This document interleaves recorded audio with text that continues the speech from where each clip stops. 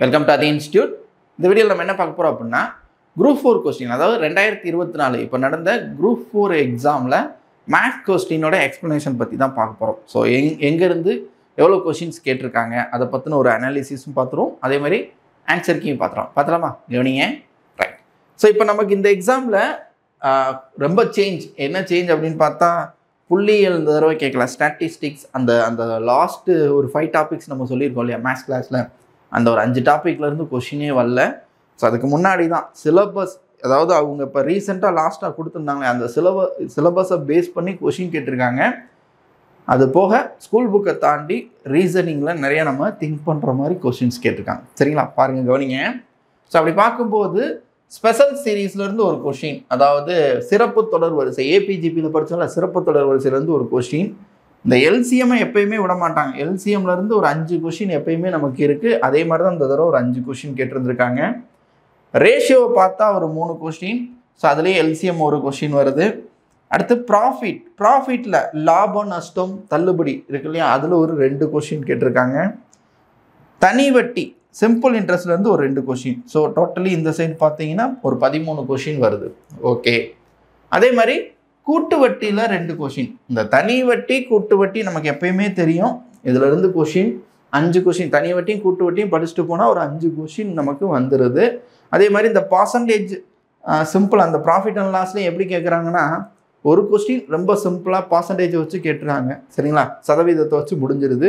இன்னொரு கொஸ்டினாக கொஞ்சம் டெப்த்தாக போகிற மாதிரி இருக்குது. ஓகே, டைம் அண்ட் ஒர்க்கில் எப்பயுமே கொஷின் அதிகமாக வரும், ஆனால் இந்த தடவை ஒரே ஒரு கொஷின் தான், அதுவுமே நம்ம யோசித்து ஆன்சர் பண்ணுற மாதிரி இருக்குது. ஓகே, ஸோ இது என்னன்னு பார்த்தீங்கன்னா அளவியலில் 9th ஸ்டாண்டர்ட்லேருந்து ஒரு கொஷின் கேட்டிருக்காங்க.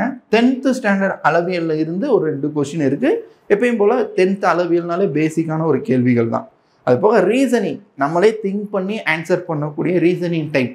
சரிங்களா, அதில் மிஸ்ஸிங் நம்பர்ஸ்லேருந்து கொஸ்டின்ஸ். ஸோ மொத்தமாக ஒரு 6 கொஷின் கேட்டிருக்காங்க. ஸோ டோட்டலாக இது ஒரு 25 வருதான். இது போக இந்த தடவை ஒரு ட்விஸ்ட் என்னென்னா மேத்ஸில் மொத்தம் குரூப் 4ல் 27 கொஷின் கேட்டிருக்காங்கங்க. ரீசனிங் எல்லாம் சேர்த்து 27 கொஸ்டின்ஸ் நமக்கு வந்திருக்கு. எப்பயுமே 25 தான் வரும், இந்த தடவை 2 கொஷின் எக்ஸ்ட்ரா கேட்டிருக்காங்க. பேட்டர்னே கொஞ்சம் சேஞ்ச் ஆன மாதிரி எக்ஸ்ட்ரா கேட்குறது இதுதான் ஃபர்ஸ்ட் டைம். ஓகேவா, ஸோ அப்போ 27 கொஷின்ஸ் வந்திருக்கு. இதோட சிம்பிளிஃபிகேஷன்லேருந்து ஒரு 2 கொஷின்ஸ் வந்துருக்கு. சரிங்களா, மொத்தமாக ஒரு 27 கொஷின் கேட்டிருக்காங்க. அதோட ஆன்சர் கீ தான் பார்க்க போகிறோம். கவனிங்க, இது கொஷின் நம்பர் 113 இருக்கக்கூடிய கேள்வி. ஒவ்வொரு கொஷினுக்கு ஏற்ற மாதிரி சேஞ்ச் ஆகும், பார்த்துக்கோங்க. ஸோ இங்கிலீஷ் மீடியமில் இருக்குது, பார்த்துக்கிறீங்களா? ஸ்க்ரோல் பண்ணவா தமிழ் மீடியத்துக்கு இந்த கொஸ்டின் தமிழில் பாருங்கள் என்ன கொடுத்துருக்காங்க அப்படின்னா, கூட்டு வட்டியிலிருந்து 12,000 ரூபா அசல், 12,000 5% இன்ட்ரெஸ்ட் ஃபார் 2 இயர்ஸ், 2 வருஷத்துக்கு என்ன வட்டி கேட்டிருக்காங்க? கூட்டு வட்டியில் 2 வருஷத்துக்கு அப்புறம் அவருக்கு எவ்வளோ தொகை கிடைக்கும், அமௌண்ட் எவ்வளோ கிடைக்குன்றது கொஸ்டின். ஓகே, எத்தனை வருஷம்? 2 வருஷம். 2 வருஷம்னாலே நமக்கு தெரியும் என்னது, 2-1 மெத்தட் அப்படின்னு தான் சொல்லியிருக்கோம் நம்ம மேத்ஸ் கிளாஸில். 2-1 மெத்தட். 3 இயர்ஸ்னா 3-3-1 மெத்தடில் போவீங்க. இப்போ 2-1 மெத்தட் எவ்வளோ? 12,000 ரூபா அசல் இந்த இடத்துல வரணும்.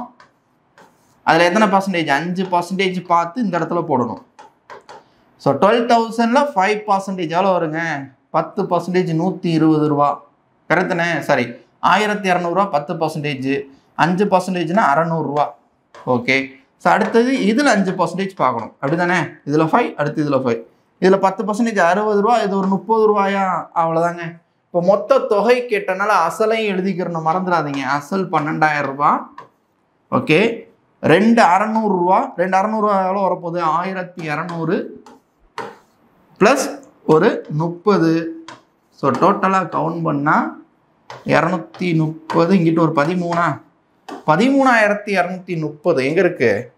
Option C 12,230. கரெக்டாக தானே போட்டிருக்கேன்? ரைட். ஸோ அசல் இப்போ வட்டி மட்டும் கேட்டிருந்தாங்கன்னா 1,230 ரூபா, நமக்கு அமௌண்ட்டையும் சேர்த்து தொகைன்றப்ப 13,230 ரூபா. கரெக்டா? நெக்ஸ்ட் கொஸ்டின் போகலாம். ஓகே, இந்த கொஸ்டின் பாருங்கள். ஒரு கித்தானை கொண்டு 700 சென்டிமீட்டர் 700 சென்டிமீட்டர் ஆரம், ரேடியஸ் 700 சென்டிமீட்டர், 24 மீட்டர் உயரம் உடைய ஒரு கூம்பு வடிவ கூடாரம் உருவாக்கப்படுகிறது. ஸோ கோனிக்கல் டென்ட்டு ரெடி பண்ணுறாங்க. அந்த டென்ட்டு ரெடி பண்ணுறதுக்கு ஒரு ரெக்டாங்கிள் ஷேப்பில் செவ்வக வடிவ கித்தானோட அகலம் பேஸ் வந்து 4 மீட்டர் அப்படின்னா அதோட நீளம் என்ன அப்படின்றது தான் கேள்வி. நல்லா புரிஞ்சுக்கோங்க. என்ன கேட்டிருக்காங்க அப்படின்னா, ஒரு கித்தான் துணி ரெக்டாங்குலர் ஷேப்பில் இருக்கக்கூடிய ஒரு கேன்வாஸ் வாங்கிட்டு வந்து ஒரு டென்ட் ரெடி பண்ண போகிறாங்க. சரிங்களா? டென்ட் ரெடி பண்ணும்போது உங்களுக்கு தெரியல, டென்ட்டில் அந்த அந்த கேன்வாஸ் எங்கெல்லாம் கவர் ஆகும்? சுற்றி வரும், கீழே வரும், அப்படி தானே? ஸோ இப்போ சுற்றி இருக்குது ப்ளஸ் கீழே இருக்க ஏரியா ரெண்டும் சேர்த்து கண்டுபிடிக்கிறதுனா அது என்னது? கோனோட வலைப்பரப்பு கண்டுபிடிக்கணும். சரிங்களா? So curve surface area CSA கண்டுபிடிக்கணும்ன்றது அர்த்தம். அப்போ சிஎஸ்ஏ ஃபார்முலா என்ன? எங்கே எதில் இருக்கும்? கோன். அப்போ பை ஆர் எல் இதுதான் ஃபார்முலா. ஓகே. ஸோ இதில் எல் வந்து இல்லை, எல் கண்டுபிடிக்கணும்னா நமக்கு தெரியும் என்னது?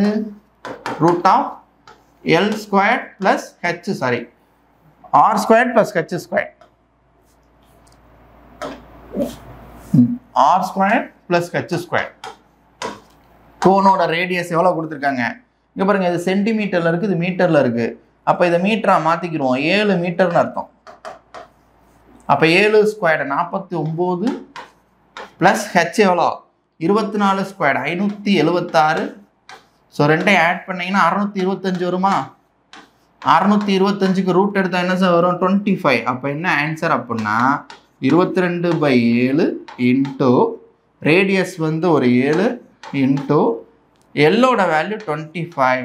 So 7 7 cancel. 22 இன்ட்டு 25.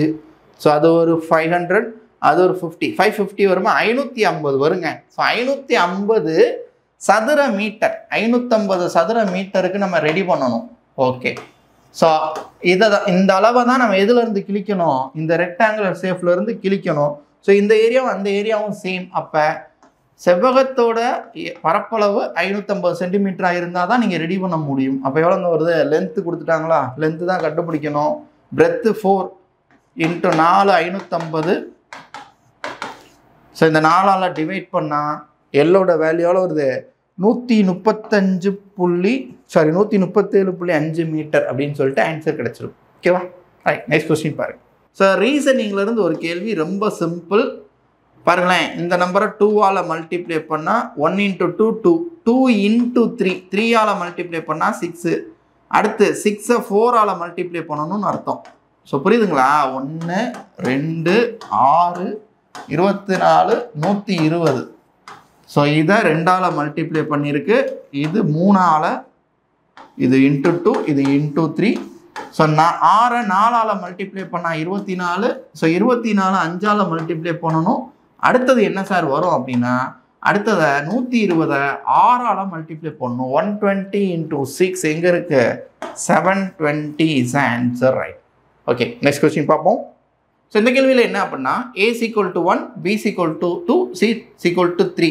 அதாவது ABCD அப்படியே 1 2 3 ஆர்டராக எடுத்தா இஜெட்டுக்கு 26 வருமா, ஜெட்டுக்கு 26. ஸோ இந்த ஆர்டரில் எடுக்கும்போது எல்சிஎம் கண்டுபிடிங்க ஆஃப் HCF. இதை பார்த்தோன்னே நிறைய பேர் கன்ஃபியூஸ் ஆயிரும். ஸோ அதனால தான் இதை கொஞ்சம் யோசிக்கிற மாதிரி கொடுத்துருக்காங்க. ஸோ HCF இல்லை, H, C, F இந்த 3 நம்பருக்கு எல்சிஎம் கண்டுபிடிச்சா என்ன வரும்? இந்த ஆர்டரில் எடுக்கும்போது ஹெச்சோட வேல்யூ 8th பிளேஸில் வரும். C வந்து 3rd, சரிதானே? ABC 3rd, F வந்து 6. ஸோ இந்த நம்பர்ஸுக்கு எல்சிஎம் பார்த்தா என்ன, அதை இங்கே ரிலேட் பண்ணி பார்க்க சொல்கிறாங்க. First LCM பார்த்துருவோமா? எல்சிஎம் என்ன வரும்?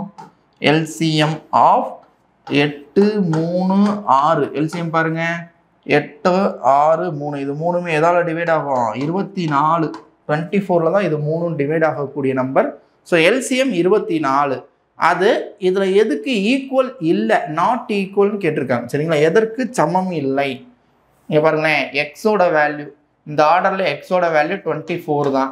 ஸோ எல்சிஎம்மும் இதுவும் சேமாக இருக்குது, சமமாக இருக்கக்கூடாதுன்னு சொல்லிட்டாங்க. அடுத்தது E + S. ஈயோட வேல்யூ நமக்கு எவ்வளோ வருது? E வந்து ஒரு 5 ப்ளஸ் S வந்து ஒரு 19. ஸோ ரெண்டையும் கூட்டினா இதுவும் 24 தான் வருது. ஓகேங்களா? அதே மாதிரி இந்த டி எடுத்துக்கிட்டிங்கன்னா ஏவோட வேல்யூ 1, சியோட வேல்யூ 3, ஹெச்சோட வேல்யூ 8. மூவட்டை மல்டிப்ளை பண்ணும்போது 3 24 24. ஸோ இங்கேயும் 24 கிடைக்குது, இங்கேயும் 24 கிடைக்குது. எல்சிஎம் 24, இதுவும் 24. ஆனால் இதை மட்டும் ஆட் பண்ணி பார்த்தீங்கன்னா 12 தான் வருது. ஏவோட வேல்யூ 1, சி 3 ஹெச் வந்து 8 கூட்டுனா 12 தான் கிடைக்குது. அப்போ இது மட்டும் இதோட ரிலேட் ஆகலை, எல்சிஎம்மோட ரிலேட் ஆகலை அப்படின்னு சொல்லிட்டு அர்த்தம். ஓகேவா? நெக்ஸ்ட் கொஸ்டின் பாருங்கள். இது ஒரு சிம்பிளிஃபிகேஷன் கொஸ்டின். கரெக்ட் தானே? √5 √5ன்னு அப்படியே ஒரே நம்பர் சேமாக வருது, இடையில ப்ளஸ்ஸோ மைனஸோ இல்லாமல். இடையில ப்ளஸ் இல்லைன்னா மைனஸ், ப்ளஸ் வந்தால் ஒரு ஆன்சர், மைனஸ் வந்தால் ஒரு ஆன்சர். ஸோ இப்படி இருக்குது. இங்கே வந்து எதுவுமே இல்லை, இடையில எந்த சிம்பிளுமே இல்லை, அப்போ மல்டிப்ளேயில் இருக்குதுன்னு அர்த்தம். ஸோ இந்த மாதிரி மட்டும் இல்லைங்க, இல்லை எக்ஸு √(x) அப் டு புள்ளி வச்சு இந்த மாதிரி போய்கிட்டே இருக்குது அப்படின்னு சொன்னால் இதோட ரிசல்ட்டு உள்ளே வர்றது என்னது? எக்ஸ்னா எக்ஸு தான். சரிங்களா? இப்போ 5னா என்ன அர்த்தம்? 5 தான் வரணும், அவ்வளோதான். ஸோ 5ன்னு டேரெக்டாக கொடுக்காம 5^1ன்னு கொடுத்துருக்காங்க. அப்போ 5^1ன்றது 5. ஓகேவா? ஸோ இடையில ப்ளஸ்ஸு வந்தால் அது வேறு. இப்போ ப்ளஸில் 6 ப்ளஸ் √6 ப்ளஸ் √6 ப்ளஸ் அப் டூன்னு கொடுத்தா இது வேறு. இது நீங்கள் என்ன பண்ணணும்னா 2 நம்பராக பிரிக்கணும். 2 × 3 தானே 6. இது ரெண்டுமே அடுத்தடுத்த ரொம்ப டிஃப்ரென்ஸ் கம்மியாக இருக்கதா பார்த்து பிரிக்கணும். ஸோ இதில் பெரிய நம்பர் சின்ன நம்பர், ப்ளஸ் வந்தால் பெரிய நம்பர், 3ன்றது இங்கே ஆன்சர், இதே மைனஸ் வந்திருந்தால் 2ன்றது ஆன்சர். ஸோ அதெல்லாம் நம்ம சிம்பிளிஃபிகேஷன் கிளாஸஸில் பார்க்க வேண்டியது. ஓகேங்களா? ஸோ இது சிம்பிளிஃபிகேஷன் வந்து கொஷின். அடுத்ததான் ரேஷியோலேருந்து ஒரு கொஷின். ரேஷியோலேருந்து என்ன கேட்டிருக்காங்க பாருங்கள். 3x + 4y = 4x + 6y = 22 = 32 அப்படின்னா x = y என்ன அப்படின்றது ரேஷியோ. இதை அப்படியே மாற்றுவோம். ரேஷியோக்கு என்னன்னா 3x + 4yங்க டிவைடரில் ரேஷியோனால டிவைட் பண்ணுறேன். இது ரெண்டுக்கும் காமனாக 2ஆக வகைப்படுத்துகிறவா 2. 2 எடுத்தீங்கன்னா 2x + 3y அப்படி தானே? இது எடுக்கணும்னு அவசியம் இல்லை, அப்படியே கூட வச்சு மல்டிப்ளை பண்ணிக்கலாம். ஸோ இங்கே பாருங்கள், இது 2க்கு 2வை வெளியில் எடுத்துட்டீங்கன்னா 4xன்றது 2x ஆயிரும். 2வை வெளியே எடுக்கும்போது 3yஆக மாறிடும். இஸ் ஈக்குவல் டு 22 / 32 அப்படின்னு இருக்குது. சரிங்களா? ஸோ இப்போ அடித்து கொடுப்போம். 11 2 அப்படி தான். நான் இங்கே எத்தனை வரும்? 16 2 அவ்வளோதான். ஸோ அங்கே 11 தடவை, இங்கே 16 தடவை. வேறு எதாவது அடிக்க முடியுமா? இந்த 2 அங்கே போச்சுன்னா நல்லா புரிஞ்சுக்கோங்க, இந்த 2 டிவைடரில் இருக்குது அங்கிட்டு போகணும். அப்போ 3x + 4y இல்லைன்னா அப்படியே கூட மல்டிப்ளை பண்ணிக்கலாம். ஸோ இப்படிலாம் இருக்குன்றதுக்காக சொல்கிறேன். ஸோ 3y = இந்த 2 மல்டிப்ளேயில் இருக்குது அங்கிட்டு போனால், சாரி டிவைடரில் இருக்குது மல்டிப்ளேயில் வரும். டிவைடட் 16 4 2 2 8 2 16 அவ்வளோதாங்க. இப்போ சால்வ் பண்ணுங்கள். 8ஆல் இங்கே பெருக்கணும், 11ஆல் அங்கே பெருக்கணும். அப்போ என்ன ஆகும்? 3 24x 24x 4 32y = இங்கே 11ஆல் 11 × 2 22x + 33y. ஓகே, எக்ஸ் எங்கிட்ட அதிகம், அங்கிட்ட தான் அதிகம். 24ல் 22 போச்சுன்னா 2x, 32y அங்கிட்ட போச்சுன்னா மைனஸ். அப்போ 33ல் 1 போச்சுன்னா y. கேர்ஃபுல்லாக இருக்கணும், இந்த இடத்துல உடனே அவசரப்பட்டுறக்கூடாது. x = y y x x y. அப்போ y தான் இங்கிட்டு வரணும். அப்போ y இங்கிட்டு வந்துச்சுன்னா டிவைடரில் போகும். இந்த சைடு இது வந்துருச்சுன்னா 1 இருக்குன்னு அர்த்தம். இந்த 2 அங்கிட்டு கொண்டு போனோம், டிவைடரில் வரும். அப்போ 1:2 எங்கள் ஆப்ஷன் ஏ அப்படின்றது ரிசல்ட்டாக கிடச்சிரும். ஓகேவா? நெக்ஸ்ட் கொஷின் போகலாம். அடுத்தது எல்சிஎம் ஹெச்சிஎஃப்லேருந்து ஒரு கொஷின். எப்பயும் இல்லாமல் இந்த ரொம்ப டிஃப்ரெண்ட்டான கொஷின். இந்த மாடல் நம்ம எங்கேயுமே பார்த்ததில்லை. நானே எல்சிஎம் ஹெச்சிஎஃப்ல நம்ம பார்த்தோம் இல்லையா, அத்தனை வீடியோஸ்லையும் சொல்லாத ஒரு மாடல். கவனிங்க, ஏன்னா இது எஸ்எஸ்சி எக்ஸாம்லேருந்து நமக்கு அப்படியே கொஷினாக கேட்டிருக்காங்க. இப்போலாம் கேட்கக்கூடாதுங்க. குரூப் ஃபோர் கொஷின் இவ்வளோ மோசமாக போகக்கூடாது. ஏன்னா அந்த இடத்துல ஒரு பதட்டத்தை உண்டாக்கி டோட்டலாகவே எல்லாருக்கும் ஒரு பிரச்சனையை உண்டாக்கணும். சரிங்களா? ஏன்னா நம்ம பார்க்காத மாடல் இல்லையா? அப்படி கேட்கும்போது ஏன்னா நம்ம புக்கிலேயே கேட்க வேண்டிய கொஷின் நிறையா இருக்குது. இப்படி கேட்குறாங்க. ஸோ நம்ம ரெடி ஆகணும்னு அர்த்தம், இன்னும் இம்ப்ரூவ் ஆகணும். ஓகே, பார்ப்போம். இப்போ இந்த கேள்வி என்ன அப்படின்னா, ஏபின்ற 2 நம்பர், அந்த நம்பர் என்னது? A and B. சரிங்களா? ஸோ அந்த 2 நம்பர் என்ன ரேஷியோவில் இருக்குன்னா m:n அப்படின்ற ரேஷியோவில் இருக்குது. ஸோ அப்படின்னா எல்சிஎம் என்ன? ஏபியோட எல்சிஎம் என்ன அப்படின்றது கேள்வி. நல்லா புரிஞ்சுக்கோங்க. A and B அப்படின்ற 2 நம்பர் m:n அப்படின்ற ரேஷியோவில் இருக்குது அப்படின்னா, புரியுதுங்களா? A:B தான் m:n அப்படின்ற ரேஷியோவில் இருக்குது அப்படின்னா எல்சிஎம் என்ன? ஏபியோட எல்சிஎம் என்ன? இன்கேஸ் ஹெச்சிஎஃப் கேட்கலாம். இப்போ எல்சிஎம் கேட்டோம்னா அடுத்த தடவை ஹெச்சிஎஃப் கேட்கலாம். ஓகே, எல்சிஎம் அப்படின்னு கேட்கும்போது பார்த்தீங்கன்னா நான் எப்படி கொண்டு வந்திருக்கேன், ஒரு ப்ரொபோஷனாலிட்டியில் அதாவது ப்ரொபோஷனில் கொண்டு வந்திருக்கேன், விகித சமம்ல வச்சுருக்கேன். ஸோ அப்படி வச்சா தான் உங்களுக்கு நான் சொல்லி கொடுத்த மாதிரி புரியும். ஸோ இப்போ பார்ப்போம். எல்சிஎம் கேட்டால் நல்லா புரிஞ்சுக்கோங்க. எல்சிஎம் கேட்டால் எல்சிஎம்மோட வேல்யூ இது ரெண்டையும் மல்டிப்ளை பண்ணால், ஒரு ஹிண்ட் மாதிரி எழுதி வச்சுக்கோங்க. LCM is equal to AN or இது ரெண்டையும் மல்டிப்ளை பண்ணால் எம்பி. ஸோ இது ரெண்டில் ஏதாவது ஒன்று ஏஎன் இருந்தாலும் அதான் ஆன்சர். அது எப்படி வந்துச்சுன்னு அடுத்து சொல்கிறேன். ஏஎன் இருந்தாலும் அதான் answer. M and into B, MB அப்படின்னு பிஎம் எம்பி இப்படி இருந்தாலும் ஆன்சர். இது எல்சிஎம்க்கு. நான் சொல்கிறது புரியுதா? ஸோ விகித சமம்னு எடுத்துக்கிறீங்க. எல்சிஎம் கேட்டால் first time last time multiply பண்ணுற மாதிரி ஆப்ஷனில் இருக்கணும். பாருங்களேன், ஏஎன் எங்கேயாவது இருக்கா? இல்லை ஏபி தான் இருக்குது, ஏஎன் இல்லை. எம்பி இருக்கா? Yes, MB. Option C is answer right. நமக்கு எல்சிஎம் கேட்டனால. ஓகே, ஹெச்சிசிஎஃப் கேட்டால் ஹெச்சிசிஎஃப் இஸ் ஈக்குவல் டு அப்படியே a divided by m or b divided by n. So டேரெக்டாக ஆப்போசிட்டாக எடுக்காமல் டேரெக்டாக ஏவை எம்மால் டிவைட் பண்ணும், இல்லை பிஏ என்னால் டிவைட் பண்ணும். இது ரெண்டில் எது இருந்தாலும் ஆன்சர். சரி, இது எப்படி சார் வந்துச்சு அப்படின்னா சொல்கிறேன். ஏன்னா இது புது மாடல், அதனால் தெரிஞ்சுக்கோங்க. நீங்கள் முதல் ஷார்ட் ஃபார்ம் அப்படி எழுதிக்கோங்க. நெக்ஸ்ட்டு சொல்கிறேன். ஸோ இது எப்படி சார் எப்படின்னா, இப்போ இது எக்ஸாம்பிளுக்கு நம்ம என்ன பண்ணலான்னா, ஏதாவது ஒரு 2 நம்பர் எடுப்போமே. எந்த நம்பர் வேணால் எடுங்க. இப்போ நான் ஒரு 12, 15 எடுக்கவா? 12:15.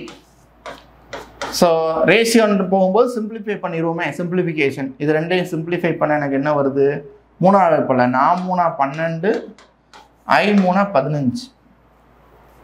எப்பயுமே இதெல்லாம் தெரியணும்னு அவசியம் இல்லை. இந்த மாதிரி வந்தாலே நீங்கள் இப்படி தான் எடுத்து செஞ்சு பார்க்கணும். 2 நம்பர் ரேஷியோவில் இருக்குது, அப்போ 2 நம்பர் எடுப்போம்டா நம்ம. நான் இதுதான் உங்களுக்கு எல்லா சமயம் ஏபிஜிபியில் கூட நிறைய இடத்துல சொல்லிக் கொடுப்பேன். என்ன சொல்லிக் கொடுப்பேன்? இப்படி வந்தாலே என்ன செய்யணும், நீங்களே ஒரு எக்ஸாம்பிள் ஏதாவது ஒரு 2 நம்பர் எடுத்து செஞ்சு பார்க்கணும். இன்னொரு 2 நம்பர் எடுத்து செஞ்சு பார்த்து கம்பேர் பண்ணி பார்க்கணும். அப்படி பார்த்தாலே ரிசல்ட் கிடச்சிரும். அப்படியே பேனிக் ஆகவே கூடாது. புரியுதுங்களா? இப்போ பாருங்கள், அதே மாதிரி நான் எடுத்திருக்கேன். இப்போ என்ன ஆகுது? 4:5. இப்போ எனக்கு கேள்வி எல்சிஎம் என்ன வரும்? எந்த 2 நம்பருக்கு? ஏவுக்கும் பிக்கும் எல்சிஎம் பார்த்தா 12க்கும் 15க்கு எல்சிஎம் பார்த்தா 60 வரணும். ஸோ இந்த 60 எப்படி வரும் ஆப்ஷனில் கேட்டிருக்கான். எது 2 மல்டிப்ளை பண்ணால் வரணும்? இங்கிட்டும் கம்பேர் பண்ணும்போது 12ஓட எதை மல்டிப்ளை பண்ணால் 60 கிடைக்கும்? 12 × 5. அதாவது ஏ, இது என்னது? என்ன. 12 × 5 வரணும், இல்லை 15 × 4 வரணும். இது ரெண்டும் 15 × 4 தான் 60 எல்சிஎம். புரியுதா? நான் சொல்கிறது புரியுதுல்ல? அதாவது எனக்கு இது ரெண்டுக்கு எல்சிஎம் பார்க்க சொன்னால் 60. ரேஷியோவை சிம்பிளிஃபை பண்ணிட்டேன். இப்போ இதான் ஏபி, இதான் எம்என்னு. எனக்கு இந்த எல்சிஎம் வேணும்னா எது 2 மல்டிப்ளை பண்ணணும்? எது 2ஐயும்? ஏவையும் என்னையும் மல்டிப்ளை பண்ணணும். 5 × 12 வரணும், இல்லை எம் இன்ட்டு அதாவது 15 × 4 வரணும், எம்பி. ஓகே, அப்போ எம்பியில் தான் ரிசல்ட் வருது. இதே ஹெச்சிசிஎஃப், இது ரெண்டுக்கும் ஹெச்சிசிஎஃப் கேட்டிருந்தா என்னது? 3 தானே ஹெச்சிசிஎஃப் 12க்கும் 15க்கும். இந்த ஹெச்சிசிஎஃப் வேணும், 3 வேணும் அப்படின்னா கவனிங்க, 3 ஹெச்சி, இது எல்சிஎம் இருக்கனால நீங்கள் ரிசல்ட் பார்த்தீங்க. இதே கேள்வி ஹெச்சிசிஎஃபாக இருந்தால் யோசிச்சு பாருங்கள், 3 வரணும். 12 எதால் டிவைட் பண்ணால் 12 எதால் டிவைட் பண்ணணும்? 4ஆல். அப்போ 12ன்றது என்னது? ஏவை எம்மால் டிவைட் பண்ணணும். A/M இங்கே பார்க்கணும். ஸோ அதே மாதிரி 15 5ஆல் டிவைட் பண்ணால் தான் எனக்கு 3 வரும். அப்போ B/N. புரியுதுங்களா? ஸோ அதை தான் சொன்னேன். நீங்கள் இப்படி எழுதிக்கோங்க. இந்த மாதிரி கேட்குறாங்க இல்லையா, இன்னும் இப்படியே யூஸ் பண்ணிக்கலாம். இது கரெக்டு தான். நீங்கள் எந்த 2 நம்பருக்கு எடுத்து வெரிஃபை பண்ணி பார்த்தாலும் உங்களுக்கு தெரியும். ஓகே, நெக்ஸ்ட் கொஸ்டின் போகலாம். இதுவும் எல்சிஎம் ஹெச்சிசிஎஃப்ல நம்ம பார்த்த மாடல் தான். ரொம்ப ஈஸி. என்ன கொடுத்துட்டாங்க அப்படின்னா, மீப்போவா ஹெச்சிசிஎஃப் கொடுத்துட்டாங்க, எல்சிஎம் கொடுத்துட்டாங்க. 2 நம்பரில் ஒரு நம்பர் 77. அதானே? இரு எண்களின் மீப்போவா அண்ட் மீச்சிமா கொடுத்து ஒரு எண் கொடுத்து இன்னொரு எண் கேட்குறது நமக்கு தெரியல. என்ன model? X × Y 2 number is equal to LCM and HCF. இதானே நம்ம படித்தது, இதானே நம்ம மேக்ஸ் கிளாஸில் சொன்னது. ஓகே, இப்போ இதில் ஒரு நம்பர் கொடுத்துட்டாங்க 77 இஸ் ஈக்குவல் டு எல்சிஎம் எவ்வளோனா 693, ஹெச்சிசிஎஃப் எவ்வளோனா 11. ஸோ இப்போ இன்னொரு நம்பர் எக்ஸ் வேணும்னா அந்த 77 அங்கே டிவைட் பண்ணணும். அப்போ எக்ஸ் இஸ் ஈக்குவல் டு 693 × 11/77 அடிச்சு கொடுங்க. 1 7 1 11 7 11 7 வாய்ப்பால் அடித்தா 1 7 9 7 63 மிச்சம் 6, பழையபடி 9 7 63 99 எங்கே இருக்கு? Option C is answer right. So ரொம்ப பேசிக்கான மாடல். நெக்ஸ்ட் கொஸ்டின் பாருங்க. இதுவும் ஒரு எல்சிஎம் அண்ட் ஹெச்சிஎஃப் கொஸ்டின் தான். என்ன கொடுத்துருக்காங்க அப்படின்னா, ஒரு வியாபாரி ஒருவர் 2 வகையான எண்ணெய்களை முறையே 120 லிட்டர் 180 லிட்டர் என 2 கலங்களில் வைத்துள்ளார். சம அளவு கொண்ட கலனில் அந்த 2 எண்ணெய்களை நிரப்பி விற்க விரும்பினார். கலன் கொள்ளும் அதிகபட்ச கொள்ளளவு, அதிகபட்ச அப்படின்னு சொல்லும்போது அது எல்சிஎம் ஹெச்சிஎஃப் அப்படின்னு சொல்லியிருக்கோம். நம்ம எல்சிஎம் ஹெச்சிஎஃப் கிளாஸில் பார்த்த மாடல் தாங்க. ஸோ அதிகபட்ச கொள்ளளவு அப்படின்னு சொல்லும்போது ஹெச்சிஎஃப். ஓகே, அப்போ ஹெச்சிஎஃப் பார்க்கணும். எது ரெண்டுக்கும்? 120க்கும் 180க்கும் ஹெச்சிஎஃப் பார்க்கணும். அப்போ என்னது? 60 60ஆல் டிவைட் ஆகும். 60 360 260 360. ஸோ இதுதான் ஹெச்சிஎஃப். அப்போ 60 லிட்டர் வேணும். அப்போ என்ன பண்ணலாம் அப்படின்னா, இதை பிரித்து வச்சிடலாம். 2 60 லிட்டர் 60 லிட்டராக பிரிச்சுக்கலாம்.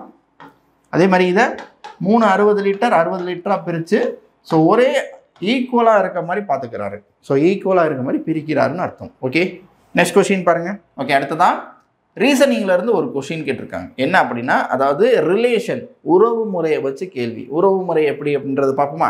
இந்த கேள்வியில் சொல்கிறேன் கவனிங்க. எப்பயுமே எப்படி பார்க்கணும்னா, ரமீலான்றவங்க தான் இங்கே சொல்ல போகிறாங்க. என்ன சொல்ல போகிறாங்க அப்படின்னா, எனது மாமனார் ஜென்ரேஷன் வைஸ் போகணும். ஜென்ரேஷன் அப்போ மேலே போயிடுறேன். ஏன்னா டாப்பில் அப்படியே கீழே வரணும். தெரியல, அடுத்தடுத்த மேல் ஜென்ரேஷனாக இருந்தால் மேலே போகணும். டவுனில் மகன் பேரன் அப்படின்னா கீழே வரணும். ஸோ அப்போ நான் மாமனார்ன்றப்ப மேலே போகிறேன். மாமனாரான ராமநாதன். ஓகே, ராமநாதன்றவர் ராமநாதன்.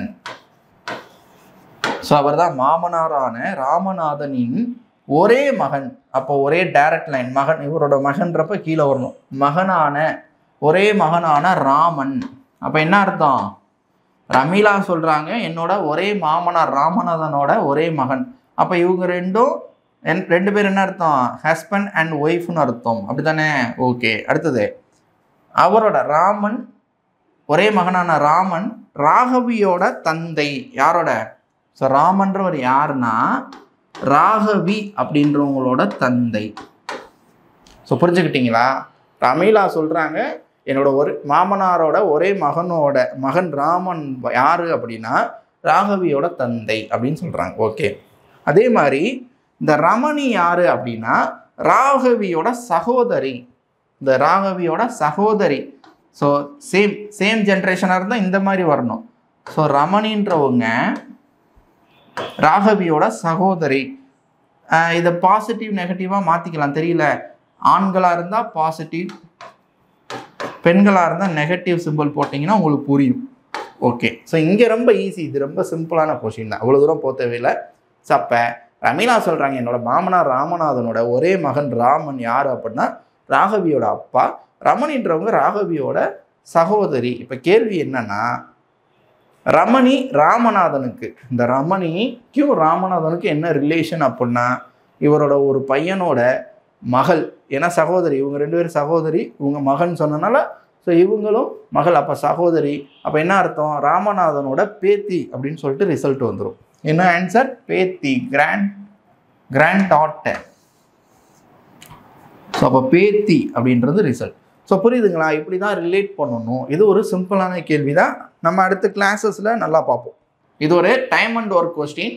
காலமும் வேலையும் கொஞ்சம் யோசிக்கிற மாதிரி கொடுத்துருக்காங்க. என்ன அப்படின்னா 3 ஆண்கள் 4 பெண்கள், சரிங்களா, 3780 ரூபா சம்பளம் வாங்குறாங்க 7 நாளைக்கு. ஓகே, அடுத்தது 11 ஆண்கள் 13 பெண்கள் 15,040 ரூபா சம்பளம் வாங்குறாங்க 8 நாளைக்கு. இப்போ கேள்வி, 7 ஆண்கள் 9 பெண்கள் 12,400 ரூபா எவ்வளோ நாளைக்கு சம்பளம் வாங்குவாங்க அப்படின்றது கேள்வி. ஸோ இது அல்ஜிப்ரா ஈக்குவேஷனில் வரக்கூடிய கேள்வி. நான் ஏற்கனவே சொன்ன மாதிரி குரூப் 4ல் இப்படி ஒரு கேள்வி கேட்கக்கூடாது. ரைட், பார்ப்போம். ஸோ இதை அப்படியே சால்வ் பண்ணுவோம். பாருங்கள், கவனிங்க. ஓகே சால்வ் பண்ணுறோம், அப்படியே கவனிங்க. இதை நான் ஒரு ஈக்குவேஷனாக ஃபார்ம் பண்ணுறேன் பாருங்கள். அதாவது 3 ஆண்கள் 4 பெண்கள் 3780 ரூபா சம்பளம் வாங்குறாங்க 7 நாளைக்கு. அப்போ ஒரு நாளைக்கு 540 ரூபா 7ஆல் டிவைட் பண்ணிங்கன்னா. அதே மாதிரி 11 ஆண்கள் 13 பெண்கள் 15,040 ரூபா சம்பளம் வாங்குறாங்க 8 நாளைக்கு. அப்போ ஒரு நாளைக்கு 1880 ரூபா. ஏன் சார் ஒரு நாளைக்குன்னு மாற்றிருக்கீங்க அப்படின்னா ஸோ அப்போ தான் நம்ம சால்வ் பண்ண முடியும். என்ன அப்படின்னா, இப்போ எனக்கு என்ன தேவை அப்படின்னா, ஒரு ஆண் எவ்வளோ சம்பளம் வாங்குவார் ஒரு நாளைக்கு, ஒரு பெண் ஒரு நாளைக்கு எவ்வளோ சம்பளம் வாங்குவாங்க தெரியணும். அப்படின்னா இதை நான் அடித்து கொடுக்கணும், கேன்சல் பண்ணணும், யாராவது ஒரு ஆளை எலிமினேட் பண்ணணும். சரிங்களா? அப்போ என்ன பண்ணலாம் அப்படின்னா, ஸோ அப்போ அடிக்கணும்னா அப்படின்னா கழிக்கணும் அப்படின்னா இது ரெண்டும் சேமாக இருக்கணும். இதுவும் சேமாக இருந்தால் தான் கழிக்க முடியும். இது ரெண்டும் சேம் ஆகணும்னா இங்கே 11 இருந்தால் இங்கே 11 நான் மாற்றணும். 3 4ஆல் பெருக்குனா 12 ஆகும், 11 மாறாது. அப்போ நான் என்ன பண்ணுறேன், இது ரெண்டையுமே மல்டிப்ளை பண்ண போகிறேன். இதை 11ஆல் மல்டிப்ளை பண்ண போகிறேன், இதை எதால் மல்டிப்ளை பண்ண போகிறேன், 3ஆல். ஏன்னா இதை 11ஆல் பெருக்கும்போது 33 மாறிடுமா, இதை 3ஆல் பெருக்கும்போது 33 மாறிடும். ஸோ அப்படியே கேன்சல் ஆயிரும். ஸோ அப்போ இது ரெண்டு கேன்சல் ஆயிருந்துன்னு தெரியுது. அப்போ அதை பற்றி தேவையில்லை. அப்போ டேரெக்டாக இங்கே போயிடுமா.